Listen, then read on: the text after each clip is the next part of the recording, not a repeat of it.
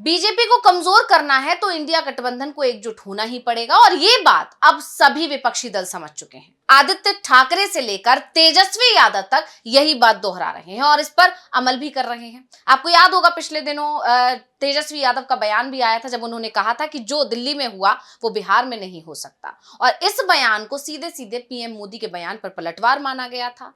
यानी उन्होंने इंडिया गठबंधन के एकजुट होने की बात कह दी थी और अब आदित्य ठाकरे भी उसी काम पर लग गए हैं। आदित्य ठाकरे ने केजरीवाल और राहुल गांधी यानी कि आम आदमी पार्टी और कांग्रेस को एकजुट करने का जिम्मा संभाला है।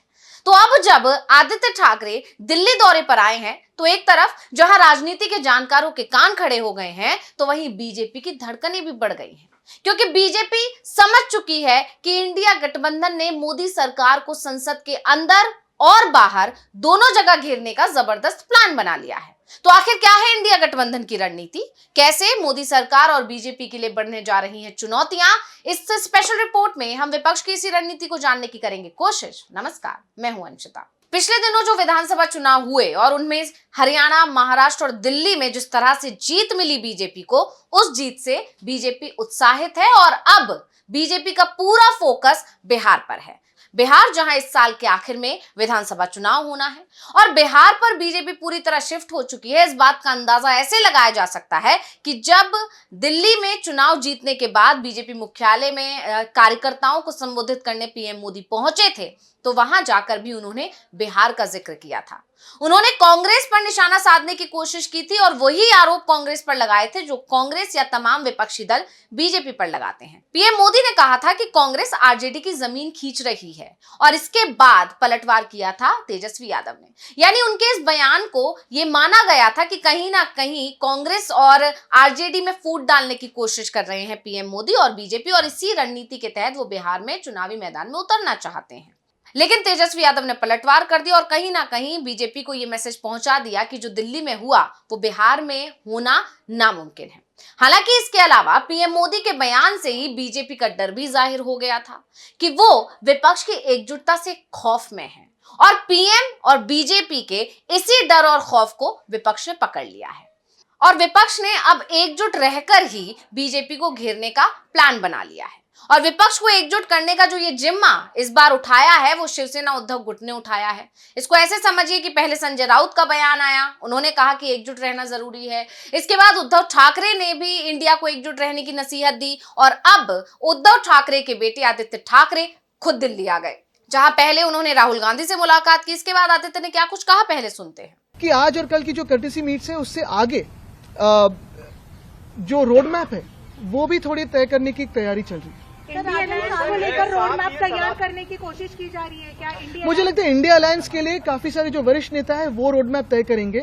कर्टेसी विजिट्स में जो भी इलेक्शंस में रीडिंग्स थे वो थोड़े ऊपर से बातचीत हुई है, डिटेल में हमारी टीमें काम कर रही है उस पर। आदित्य ठाकरे ने साफ साफ कहा कि आगे की रणनीति इंडिया गठबंधन के वरिष्ठ नेता तय करेंगे। राहुल से मिलने के बाद आदित्य ठाकरे ने अरविंद केजरीवाल से भी मुलाकात की और अरविंद केजरीवाल से मुलाकात करने के बाद भी उन्होंने इंडिया के एकजुट होने की बात दोहराई। क्या कुछ बोले, सुन लेते हैं। कल जैसे मेरी राहुल जी से बात हुई, आज अरविंद जी से बात हुई कि इंडिया गठबंधन हो या फिर हम सारी पार्टीज हो, कहीं ना कहीं हमें ये सोचना जरूरी है कि अभी अगला स्टेप क्या है, क्योंकि हमारी डेमोक्रेसी फ्री एंड फेयर नहीं रही है, इलेक्शंस फ्री एंड फेयर नहीं रहे। तो लड़ते तो रहेंगे, देश के हित में लड़ते रहेंगे। आपकी आवाज हो, मीडिया की आवाज हो, जनता की आवाज हो तो उठाते रहेंगे और जो भी देश के अच्छे का हो, सड़क पे उतरना हो, लड़ना हो तो लड़ते रहेंगे। यानी आदित्य ठाकरे के जो बयान है और उससे पहले तेजस्वी यादव के जो बयान आए हैं, यानी दोनों ही युवा नेताओं के जो बयान आए हैं, वो इस तरफ इशारा कर रहे हैं कि बीजेपी के खिलाफ एकजुट होना ही पड़ेगा, तभी उसका मुकाबला संभव है।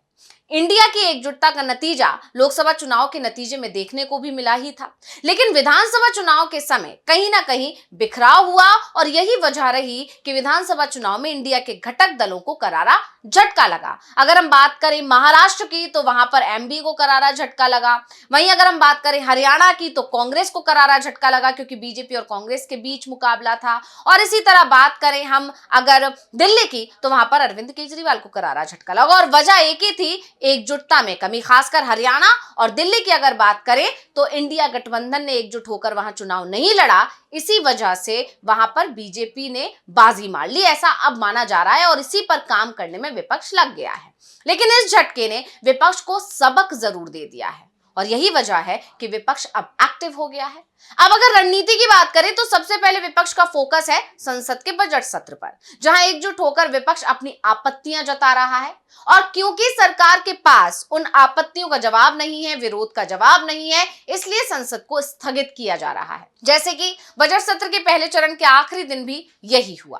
वक्फ संशोधन बिल पर बनी जेपीसी रिपोर्ट पेश की गई। इस पर विपक्ष ने जब विरोध दर्शाया, विरोध दर्शाते हुए कई आरोप भी लगाए, ये भी कहा कि जो रिपोर्ट है उसमें से विपक्ष के आरोपों को ही हटा दिया गया है। यही नहीं, विपक्ष ने सदन से वॉकआउट भी किया और इसी विरोध के चलते लोकसभा की कार्यवाही को 10 मार्च तक स्थगित कर दिया गया है और अब दूसरा चरण 10 मार्च से शुरू होकर 4 अप्रैल तक चलेगा। और इस सब को ध्यान में रखते हुए ही कांग्रेस और तमाम विपक्षी दल आगे कैसे सरकार को घेरना है, इसको लेकर रणनीति बना रहे हैं।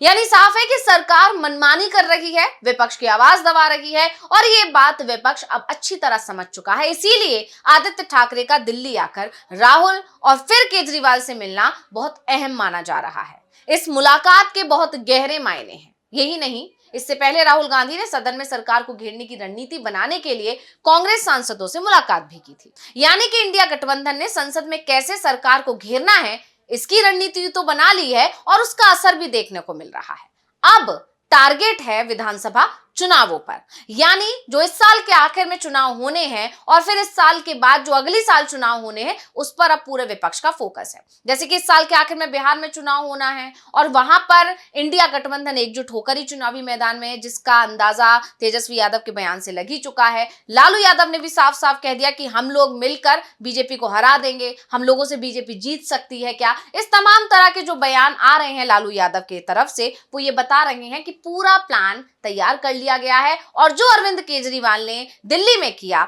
एकजुट होकर नहीं चुनाव लड़ा, वो चीज बिहार में इंडिया गठबंधन नहीं दोहराएगा। इसके बाद अगले साल यानी 2026 की बात करते हैं तो 2026 में पश्चिम बंगाल, पुडुचेरी, असम, केरल और तमिलनाडु में चुनाव है। अब यहाँ पर पश्चिम बंगाल में बीजेपी के सामने तब बड़ी चुनौती है ममता बनर्जी। इसके अलावा असम में अभी सरकार है बीजेपी की, लेकिन वहां पर भी चुनौतियां हिमंता बिस्वा शर्मा से जो नाराजगी है लोगों की, वो बनता जा रहा है। और अब इन 5 राज्यों के चुनावों को लेकर ही इंडिया गठबंधन ने रणनीति बना ली है और ये साफ हो गया है कि जो गलती पिछले चुनावों में या पिछले विधानसभा चुनावों में इंडिया गठबंधन की तरफ से हुई है, वो गलती इन चुनावों में नहीं होगी। और इन्हीं चुनावों पर फोकस करते हुए आदित्य ठाकरे दिल्ली पहुंचे और उन्होंने अरविंद केजरीवाल और राहुल गांधी से मुलाकात की और खासकर अरविंद केजरीवाल को यह समझाने की कोशिश की या संदेश देने की कोशिश की कि बीजेपी का अगर मुकाबला करना है तो एकजुट रहना बहुत जरूरी है। तो रिपोर्ट आपको कैसी लगी हमें कमेंट करके अपनी राय जरूर दीजिएगा। इसी के साथ मुझे दीजिए इजाजत। देखते रहिए टीवी लाइव। नमस्कार।